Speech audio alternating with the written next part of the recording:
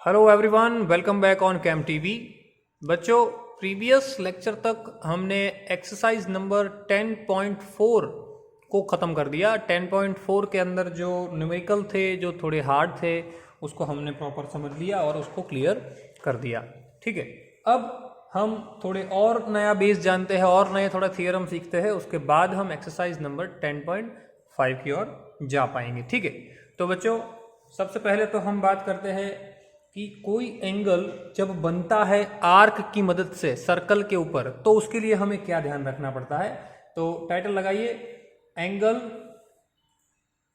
Subtended. Subtended मतलब बनना, angle subtended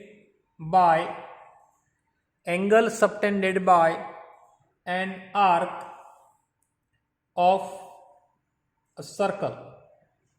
angle subtended bye an arc of circle मतलब समझ लीजिए कि जब भी कभी कोई भी दो कॉर्ड है वो इक्वल रहती है, तो हमने ये कहा था कि उनकी जो कॉरस्पॉन्डिंग आर्क होती है वो भी कॉन्ग्रुएंट रहती है। ठीक है ना, और अगर वो कॉन्ग्रुएंट रहती है तो वो दोनों की दोनों आर्क जो है, जो कि कॉन्ग्रुएंट है, वो क्या होगी, अपने कॉरस्पॉन्डिंग कॉर्ड्स के साथ क्या रहेगी, इक्वल रहेगी। तो ये आपको दिमाग में बिठा लेना है अच्छी तरीके से, और उन्होंने जो एंगल बनाया है उस एंगल को भी आपको ध्यान में रखना है। ठीक है, ये समझना क्लियर। तो इसके अंदर पहला पार्टीशन बनता है angle subtended bye an arc of circle.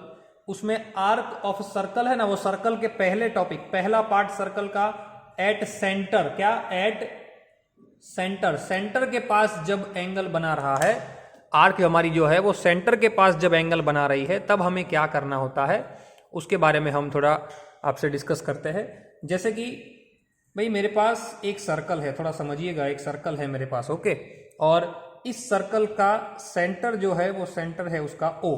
क्या सेंटर है उसका? ओ।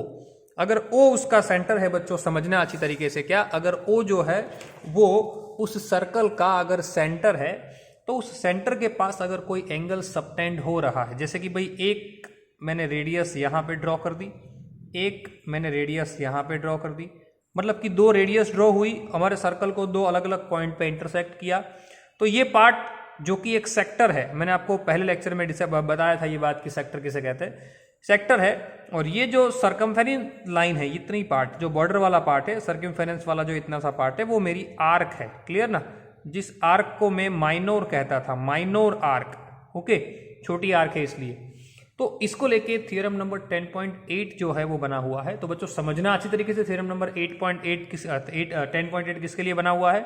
यहाँ पे मैंने एक एंगल अगर बना दिया, क्या यहाँ पे अगर मैंने एक एंगल बना दिया, तो उसको लेके ये सारी बातें हमें करनी है। ठीक है, ओके, समझ में आई बात सब लोगों को?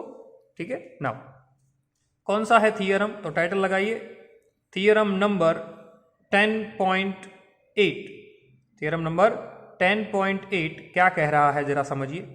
थियरम नंबर 10.8 ये कह रहा है कि जो एंगल सबटेंड हो रहा है सेंटर के पास, मतलब कि एक सर्कल में बना देता हूं पहले तो थोड़ा ज़्यादा क्लियर हो जाएगा। एक सर्कल बना दिया, एक एंगल ये सबटेंड हुआ, तो माइनर आर्क की मदद से ये सर्कल बना है, सॉरी एंगल बना है ये, क्लियर ना।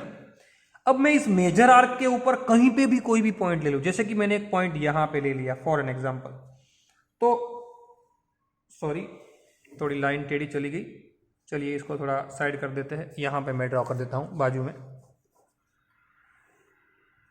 सेंटर, दो आर्क, दो एंगल, और यहां पे मैंने एक ये लाइन बना दी। तो समझिए बच्चों कि ये क्या कह रहा है कि अगर ये एंगल यहाँ पे जो एंगल, ये एंगल जो बना हुआ है, ये एंगल वो अगर 60 का है, तो ये ऊपर बनने वाला एंगल, दो कॉर्ड जो दूसरी है वो ऊपर बन, जैसे कि यहाँ पे डी पॉइंट है, तो एडी और बीडी से बनने वाला जो एंगल होगा वो उसका क्या होगा, आधा होगा। क्या होगा? आधा होगा। यानी ये अगर फिर ये एंगल, ये पॉइंट कहीं पे भी हो सकता है, जैसे कि ये पॉइंट यहाँ पे होता तो ये लाइन कहाँ तक जाती, ऐसे लाइन जाती, तो ये एंगल भी उसका आधा होता। अगर ये पॉइंट यहाँ पे होता तो भी ये लाइन जो जाती, तो ये एंगल जो बनता वो भी क्या बनता, 30 का ही बनता, मतलब कि आधा ही बनता। तो ये स्टेटमेंट क्या कहता है, स्टेटमेंट समझ लो, मैं स्टेटमेंट यहाँ पे नीचे लिख रहा हूँ, खास समझना कि the angle subtended the angle subtended by an arc, the angle subtended by an arc at the center is double the angle, is double the angle, ये जो है ऊपर का उससे नीचे वाला जो है वो क्या हो जाता है, double the angle subtended by it at any point on the remaining part, at any point of the remaining part of the circle, यानी कि यहां सेंटर के पास बना हुआ एंगल वो डबल रहता है। कौन से एंगल से, तो कि जो एंगल बनता है इस सर्कमफेरेंस यानी कि ये जो मेजर आर्क है उसके ऊपर कोई भी पॉइंट, एट एनी पॉइंट, कोई भी पॉइंट पे बनाया गया एंगल वो इससे आधा रहता है और ये एंगल उस एंगल से डबल रहता है। तो ये थ्योरम नंबर 10.8 का स्टेटमेंट बच्चों सबको समझ में आ गया। आई होप सबको क्लियर हो गया होगा। चलिए अब मैं थ्योरम नंबर 10.9 को थोड़ा क्लियर करना चाहूंगा। थ्योरम नंबर 10.9 जो है वो क्या कह रहा है, थोड़ा समझ लीजिए। थ्योरम नंबर 10.9 है वो क्या है, देखिए 10.9 कह रहा है कि भाई अगर सेम सेगमेंट, क्या सेम सेगमेंट, समझना बच्चों, सेम सेगमेंट पे एंगल बन रहे हो तो वो ऑलवेज इक्वल रहते हैं। अब सेम सेगमेंट मतलब सेगमेंट क्या, पहले तो आपको वो बात डरा रही होगी, तो पहले हम वो चीज क्लियर कर देते। देखो पहले टाइटल लगाइए theorem number 10.9। So theorem number 10.9 है वो क्या कह रहा है कि भाई जैसे कि भाई मेरे पास कोई एक सर्कल है, क्लियर, वो सर्कल का ये माफ कीजिए पॉइंट है, सेंटर मेरा ओ है, तो यहां पे सर्कल के कोई एक ही टुकड़ों में, कोई एक ही टुकड़े में एंगल बने, जैसे कि भाई चलो एक एंगल ये बन गया, ओके, और इसी की मदद से मैं जोड़ता हुआ कोई दूसरा एंगल इधर बना देता हूं, तो ये एक ही सेगमेंट साइड बना, एक ही सेगमेंट बना, तो एक ही सेगमेंट पे ये जो दो अलग अलग एंगल बने वो दोनों के दोनों एंगल क्या रहते हैं, सेम रहते हैं। क्या रहते हैं, सेम। बस इतना सा बात है, बाकी और कुछ नहीं है। क्या है statement, angle in the same, angle in the same segment, angle in the same segment of, angle in the same segment of a circle are equal, are equal. Understood everyone, ये चीज सबको क्लियर हो गई है, okay.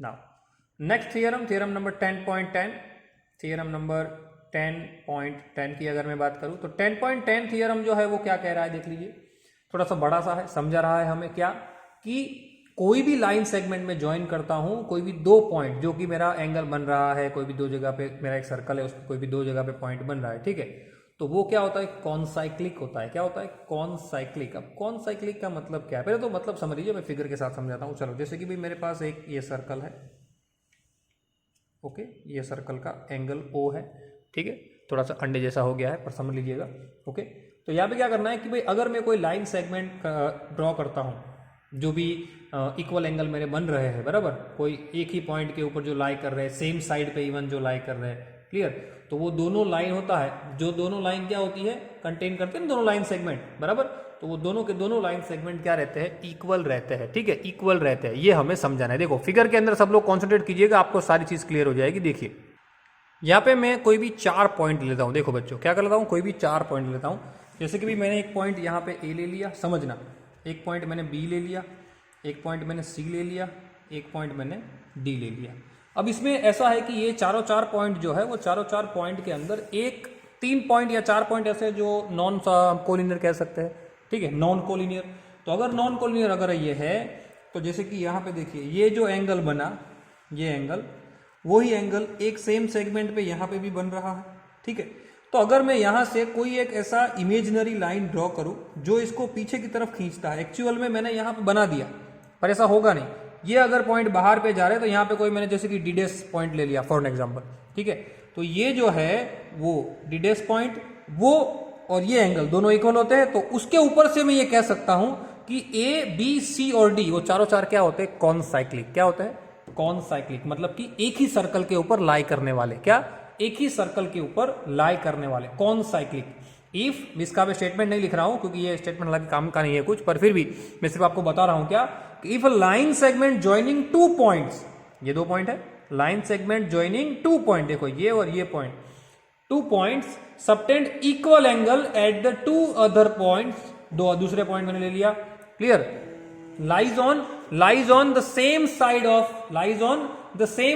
of the line containing the line segment, the 4 point, this 4 point A, B, C and this 4 point are concyclic, means lies on same circle, understood. और ये इसलिए मैंने पढ़ा है क्योंकि इसकी हालांकि हमें अभी फिलहाल कोई जरूरत नहीं है, बट जरूरत पड़ेगी साइक्लिक क्वाड्रिलेटरल में। किसमें? साइक्लिक क्वाड्रिलेटरल में। साइक्लिक क्वाड्रिलेटरल जो है वो काम की चीज है, किसे कहते हैं समझ लो, उतना ही आपके लिए बेटर है।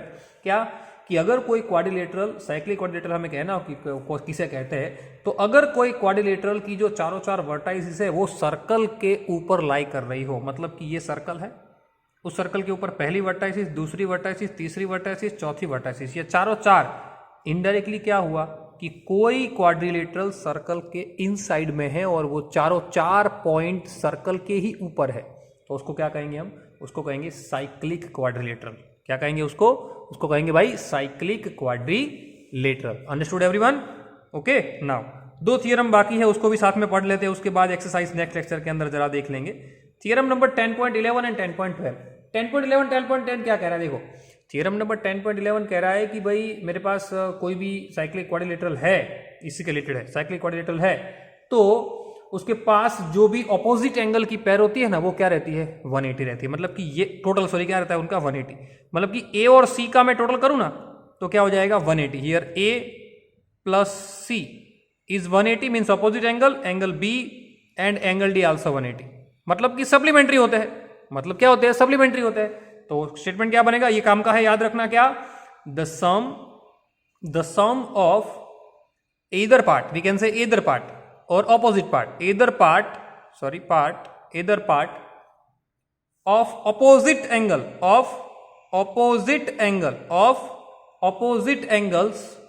of cyclic quadrilateral, शॉर्ट में लिख रहा हूं, cyclic quadrilateral is 180।